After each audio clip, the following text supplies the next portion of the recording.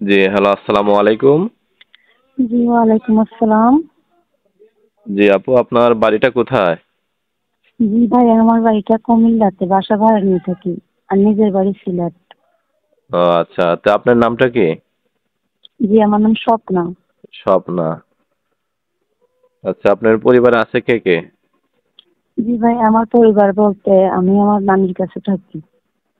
আচ্ছা, আপনি আপনার নানির কাছে থাকেন? জি ভাইয়া।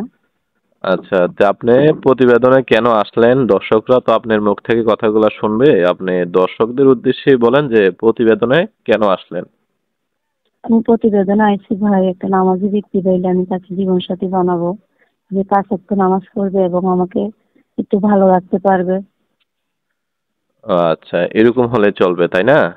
জি জি ভাইয়া। আচ্ছা, তো আপনার নাম্বারটা কি এখানে বলতে পারবেন? আমি ভিডিও স্ক্রিনে দিব, দর্শকরা ওইখান থেকে নিয়ে আপনার সাথে যোগাযোগ করবে। ভাইয়া আপনি দিয়ে দিয়েন।